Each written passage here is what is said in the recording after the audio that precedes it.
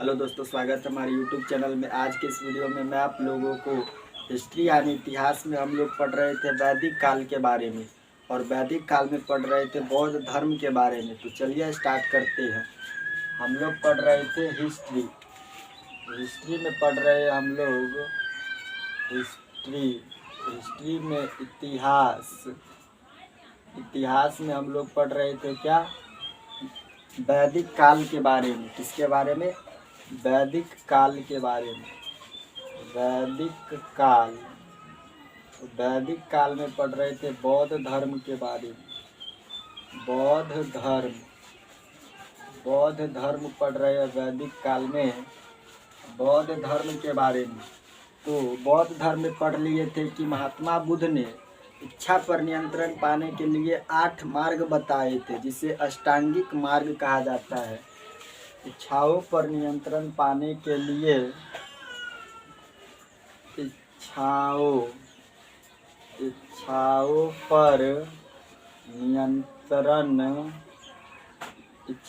पर नियंत्रण पाने के लिए महात्मा बुद्ध ने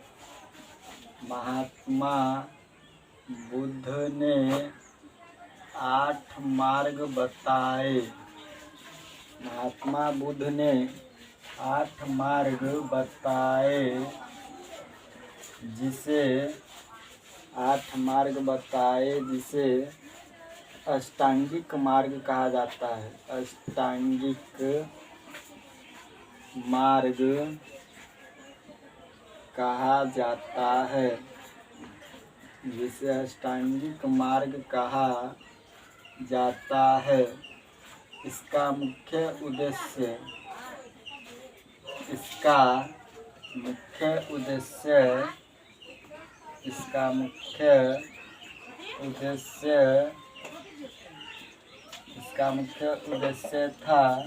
व्यक्ति को बीच के रास्ते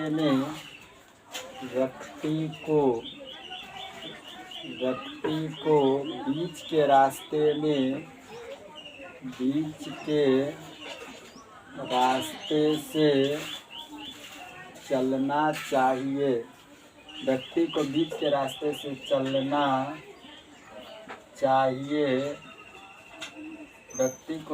रास्ते से चलना चाहिए, न ही कठिन और न ही सरल। इच्छाओं पर तो महात्मा बुद्ध ने क्या बताए थे कि 4 सत्य कथन बताए थे, है ना।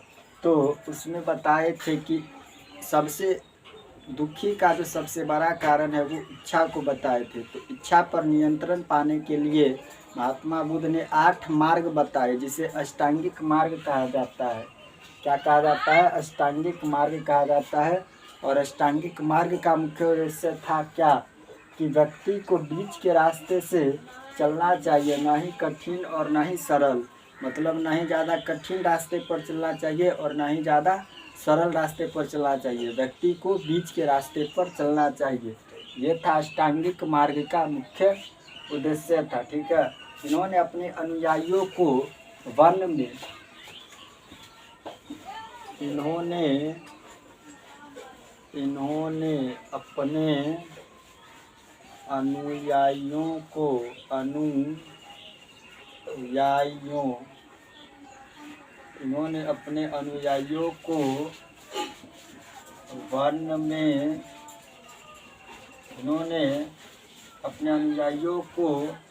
वन में 10 ऐसी बातें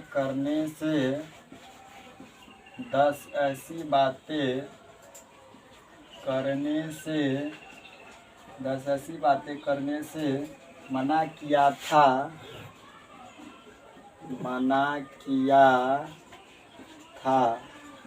इन्होंने अपने अनुयायियों से 10 ऐसी बातें करने से मना किया था, जिसे सील कहते हैं। सील की संख्या 10 है। सील की संख्या 10 है। सील की संख्या कितनी है? 10 है।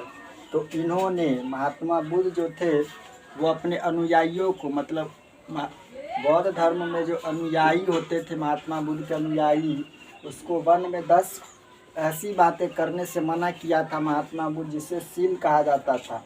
और सील की संख्या 10 है। और महात्मा बुद्ध ने 3 दर्शन दिए। महात्मा बुद्ध ने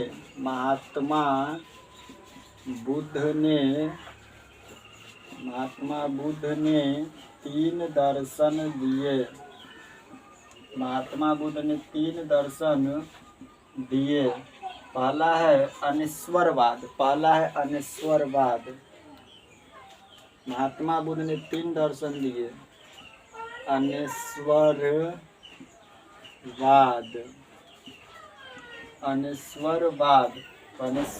में अर्थात ईश्वर का कोई अस्तित्व नहीं है। अनिश्वरवाद में क्या बताए? अर्थात ईश्वर का कोई अस्तित्व नहीं है।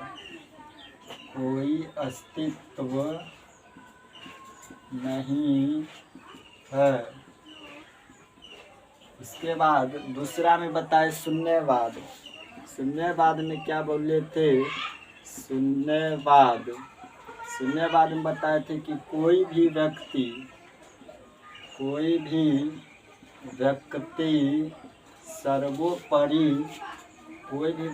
सर्वोपरि या सर्वशक्तिमान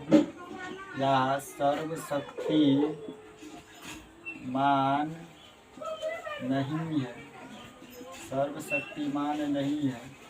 क्षणिकवाद। तीसरा में बताए थे क्षणिकवाद।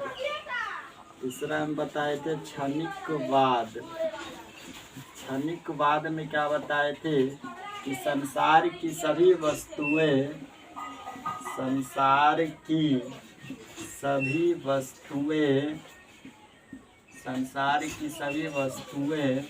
क्षणिक है।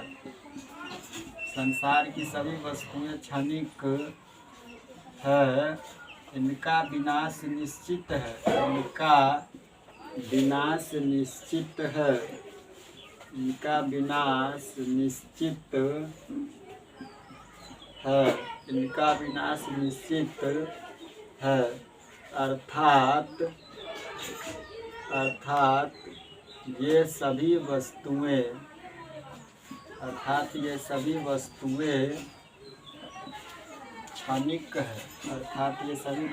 क्षणिक है। अब महात्मा बुद्ध ने वैदिक काल में 3 दर्शन दिए थे। कौन कौन? पहला है अनिश्वरवाद। अनिश्वरवाद में क्या बोले थे? कि ईश्वर का कोई अस्तित्व नहीं है। मतलब ईश्वर का कोई अस्तित्व नहीं है। दूसरा है शून्यवाद। शून्यवाद में क्या बताए थे? कि कोई भी व्यक्ति सर्वोपरि या सर्वशक्तिमान नहीं है। मतलब कोई भी व्यक्ति सर्वशक्तिमान या सर्वोपरि नहीं है। हर व्यक्ति के अंदर कुछ न कुछ अच्छाई होता है और कुछ न कुछ बुराई होता है। और तीसरा में बताए थे क्षणिकवाद। तो क्षणिकवाद में बताए थे कि संसार की सभी वस्तुएं क्षणिक है। मतलब संसार में जितने भी वस्तुएं हैं वो सब क्षणिक है। क्षणिक का मतलब है कि वे सभी वस्तुएं एक न एक दिन समाप्त हो जाएंगी और इनका विनाश निश्चित है। जो वस्तुएं क्षणिक है उनका विनाश होना निश्चित है और ये सभी वस्तुएं क्षणिक है। मतलब जो एक न एक दिन समाप्त हो जाएंगे पृथ्वी पर, तो उसे क्या कहा जाता है? क्षणिक कहा जाता है। ठीक है। उसके बाद समझिए आगे, बौद्ध धर्म के त्रिरत्न बुद्ध, धम्म और संघ है। इसको एक बार फिर से रिवाइज करते हैं। इच्छा पर नियंत्रण पाने के लिए महात्मा बुद्ध ने 8 मार्ग बताए थे, जिसे अष्टांगिक मार्ग कहते हैं। और इसका मुख्य उद्देश्य था कि व्यक्ति को बीच के रास्ते से चलना चाहिए, ना ही कठिन और ना ही सरल रास्ते से चलना चाहिए। और इन्होंने अपने अनुयायियों को वन में 10 ऐसी बातें करने से मना किया था, जिसे सील कहते हैं। सील की संख्या कितनी है? 10 है। और महात्मा बुद्ध ने 3 दर्शन दिए थे, अनिश्वरवाद, शून्यवाद और क्षणिकवाद। अनिश्वरवाद में बताए थे ईश्वर का कोई अस्तित्व नहीं है। सुनने बाद में बताया कि कोई भी व्यक्ति सर्वोपरि या सर्वशक्तिमान नहीं है और हर व्यक्ति के अंदर कुछ न कुछ अच्छाई और कुछ न कुछ बुराई होता है। और क्षणिक बाद में बताया कि संसार की सभी वस्तुएं क्षणिक है जो एक न एक दिन समाप्त हो जाएंगे, अर्थात इनका विनाश होना निश्चित है। इसके बाद आइए समझिए, बौद्ध धर्म के त्रिरत्न, बौद्ध धर्म के त्रिरत्न बुद्ध, धम्म और संघ है। बौद्ध धर्म के त्रिरत्न, बौद्ध धर्म के त्रिरत्न बुद्ध, धम्म और संघ है। बौद्ध धर्म के, बौद्ध धर्म के त्रिरत्न, त्रिरत्न बुद्ध, बौद्ध धर्म के त्रिरत्न बुद्ध, धम्म एवं संघ है। बुद्ध, धम्म एवं संघ है। बौद्ध धर्म के त्रिरत्न बुद्ध, धम्म और संघ है। बुद्ध, धम्म एवं संघ है। महात्मा बुद्ध पावापुरी में, महात्मा बुद्ध की मृत्यु कहाँ पर हुई थी? पावापुरी में।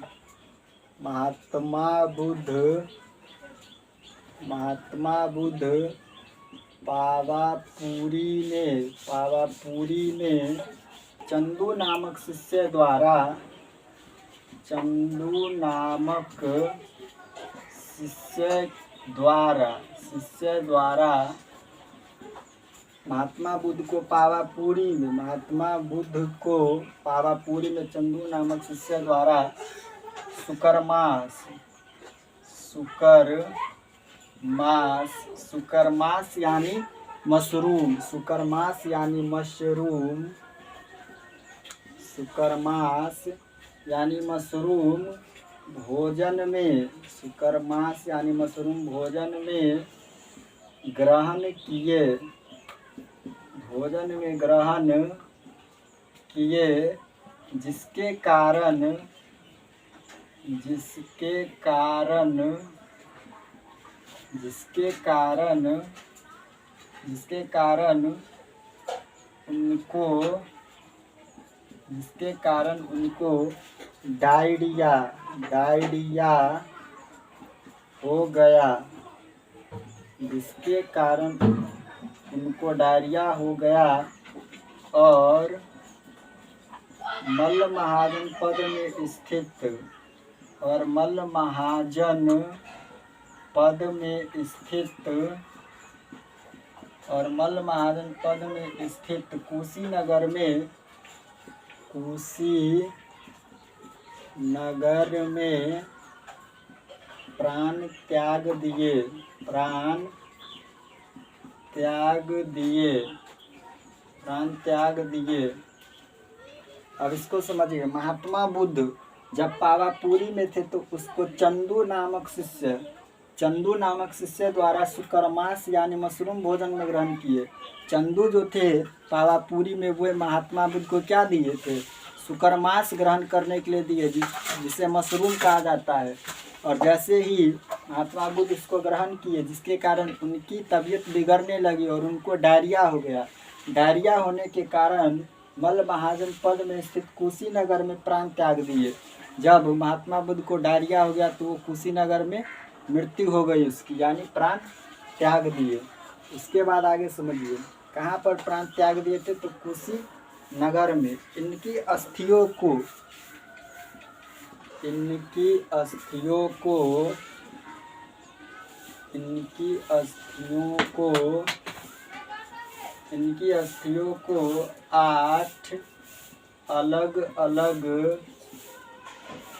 8 अलग अलग स्थानों पर भेज दिया गया, भेज दिया गया।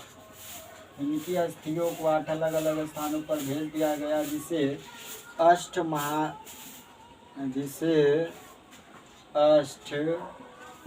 महास्थान कहते हैं, अष्ट महास्थान कहते हैं। अष्ट महास्थान कहते हैं। तो बौद्ध धर्म के कितने रत्न हैं? त्रिरत्न। त्रि का मतलब होता है तीन रत्न। कौन कौन? बुद्ध, धम्म एवं संघ। बौद्ध धर्म के त्रिरत्न है बुद्ध, धम्म और संघ। महात्मा बुद्ध को पावापुरी में चंदू नामक शिष्य ने उसको सुकरमास खिला दिया, जिसके कारण उसको डायरिया हो गया और कुशीनगर में उसकी मृत्यु हो गई। और इनकी अस्थि को, जब महात्मा बुद्ध की मृत्यु हो गई तो उनकी जो हड्डी थी उसको 8 अलग अलग स्थानों पर भेज दिया गया, जिसे क्या कहा जाता है? अष्ट महास्थान। मतलब अष्ट महास्थान, उसकी हड्डी को 8 अलग अलग जगहों पर भेज दिया गया, जिसे अष्ट महास्थान कहते हैं। ठीक है, तो आज के लिए इतना ही। मिलते हैं नेक्स्ट वीडियो में, तब तक के लिए जय हिंद, जय भारत।